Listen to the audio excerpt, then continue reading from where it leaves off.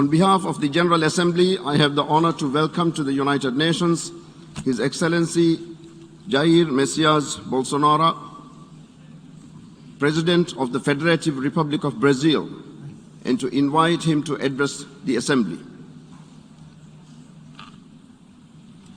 Ok. Bom dia a todos.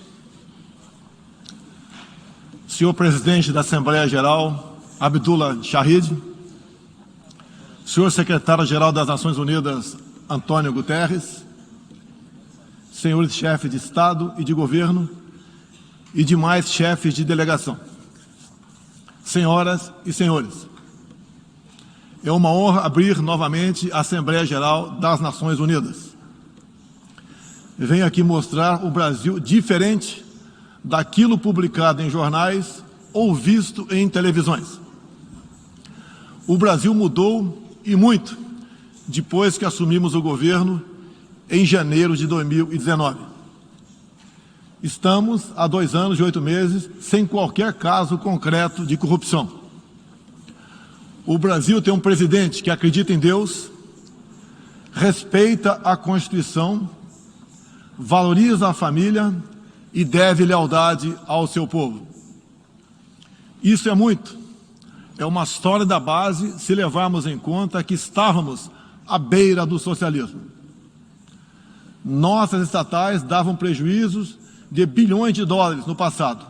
Hoje são lucrativas. Nosso Banco de Desenvolvimento era usado para financiar obras em países comunistas, sem garantias. Quem honrava esses compromissos era o próprio povo brasileiro. Tudo isso mudou. Apresento agora um novo Brasil, com sua credibilidade já recuperada diante do mundo. O Brasil possui o maior programa de parceria de investimentos com a iniciativa privada de sua história. Programa que já é uma realidade e está em franca execução. Até aqui foram contratados 100 bilhões de dólares de novos investimentos e arrecadados 23 bilhões de dólares em outorgas.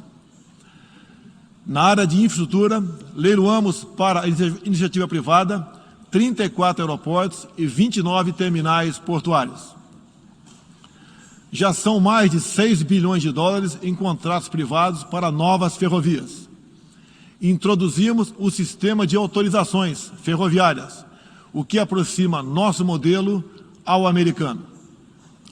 Em poucos dias recebemos 14 requerimentos de autorizações para novas ferrovias, com quase 15 bilhões de dólares em investimentos privados. Em nosso governo, promovemos o ressurgimento do modal ferroviário. Como reflexo, menor consumo de combustíveis fósseis e redução do custo do Brasil, em especial no barateamento de produção de alimentos. Grande avanço vem acontecendo na área do saneamento básico. O maior leilão da história do setor foi realizado em abril, com concessão ao setor privado do serviço de distribuição de água e esgoto no estado do Rio de Janeiro.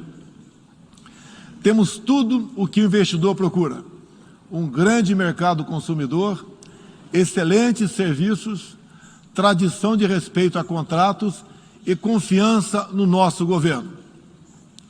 Também anuncio que nos próximos dias realizaremos o leilão para a implementação da tecnologia 5G no Brasil. Nossa moderna e sustentável agricultura de baixo carbono alimenta mais de 1 bilhão de pessoas no mundo e utiliza apenas 8% do território nacional. Nenhum país do mundo possui uma legislação ambiental tão completa quanto a nossa. Nosso Código Florestal deve servir de exemplo para outros países. O Brasil é um país com dimensões continentais, com grandes desafios ambientais. São 8,5 milhões de quilômetros quadrados, dos quais 66%, 2/3, são vegetação nativa, a mesma desde o seu descobrimento em 1500. Somente no bioma amazônico, 84% da floresta está intacta, abrigando a maior biodiversidade do planeta. Lembro que a região amazônica equivale à área de toda a Europa Ocidental. Antecipamos de 2060 para 2050 o objetivo de alcançar a neutralidade climática. Os recursos humanos e financeiros destinados ao fortalecimento dos órgãos ambientais foram dobrados, com vistas a zerar o desmatamento ilegal. E os resultados desta importante ação já começaram a aparecer. Na Amazônia, tivemos uma redução de 32% do desmatamento no mês de agosto, quando comparado a agosto do ano anterior. Qual país do mundo tem uma política de preservação ambiental como a nossa? Os senhores estão convidados a visitar a nossa Amazônia. O Brasil já é um exemplo na geração de energia, com 83% advinda de fontes renováveis. Por ocasião da COP26, buscaremos consenso sobre as regras do mercado de crédito de carbono global. Esperamos que os países industrializados cumpram efetivamente seus compromissos com o financiamento de clima em volumes relevantes. O futuro do emprego verde está no Brasil. Energia renovável, agricultura sustentável, indústria de baixa emissão, saneamento básico, tratamento de resíduos e turismo. Ratificamos a Convenção Interamericana contra o Racismo e formas correlatas de intolerância. Temos a família tradicional como fundamento da civilização. E a liberdade do ser humano só se completa com a liberdade de culto e de expressão. 14% do território nacional, ou seja, mais de 110 milhões de hectares, uma área equivalente à Alemanha e França juntas, é destinada às reservas indígenas. Nessas regiões, 600 mil indígenas vivem em liberdade e cada vez mais desejam utilizar suas terras para agricultura e outras atividades. O Brasil sempre participou em missões de paz da ONU, de Suez até o Congo, passando pelo Haiti e Líbano. Nosso país sempre acolheu refugiados. Em nossa fronteira com a vizinha Venezuela, a operação acolhida do governo federal já recebeu 400 mil venezuelanos deslocados devido à crise político-econômica gerada pela ditadura bolivariana. O futuro do Afeganistão também nos causa profunda apreensão. Concederemos visto humanitário para cristãos, mulheres, crianças e juízes afegãos. Nesses 20 anos dos atentados contra os Estados Unidos da América, em 11 de setembro de 2001, reitero nosso repúdio ao terrorismo em todas as suas formas. Em 2022, voltaremos a ocupar uma cadeira no Conselho de Segurança da ONU. Agradeço aos 181 países, em um universo de 190, que confiaram no Brasil. Reflexo de uma política externa séria e responsável, promovida pelo nosso Ministério das Relações Exteriores. Apoiamos uma reforma do Conselho de Segurança da ONU, onde buscamos um assento permanente. A pandemia pegou a todos de surpresa em 2020. Lamentamos todas as mortes ocorridas no Brasil e no mundo. Sempre defendi combater o vírus e o desemprego de forma simultânea e com a mesma responsabilidade. As medidas de isolamento e lockdown deixaram um legado de inflação, em especial nos gêneros alimentícios no mundo todo.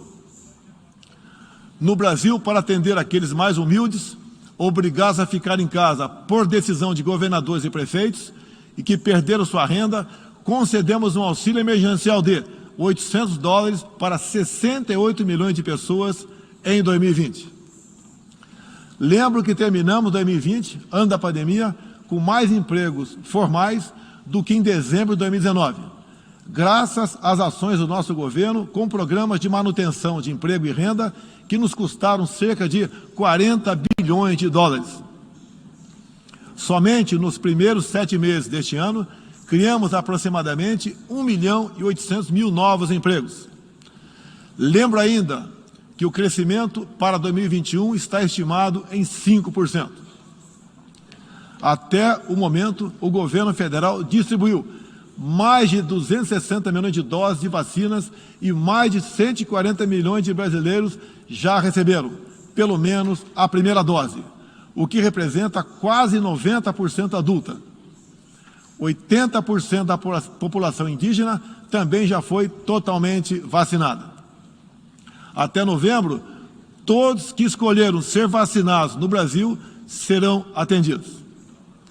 Apoiamos a vacinação. Contudo, o nosso governo tem se posicionado contrário ao passaporte sanitário ou a qualquer obrigação relacionada à vacina. Desde o início da pandemia, apoiamos a autonomia do médico na busca do tratamento precoce, seguindo recomendação do nosso Conselho Federal de Medicina. Eu mesmo fui um desses que fez tratamento inicial. Respeitamos a relação médico-paciente na decisão da medicação a ser utilizada e no seu uso off-label. Não entendemos porque muitos países, juntamente com grande parte da mídia, se colocaram contra o tratamento inicial. A história e a ciência saberão responsabilizar a todos. No último 7 de setembro, data da nossa independência, milhões de brasileiros, de forma pacífica e patriótica, foram às ruas, na maior manifestação de nossa história. Mostrar que não abre mão da democracia, das liberdades individuais e de apoio ao nosso governo. Como demonstrado, o Brasil vive novos tempos. Na economia, temos um dos melhores desempenhos entre os emergentes. Meu governo recuperou a credibilidade externa e hoje se apresenta como um dos melhores destinos para investimentos. É aqui, nesta Assembleia Geral, que vislumbramos um mundo de mais liberdade, democracia, prosperidade e paz. Que Deus abençoe a todos.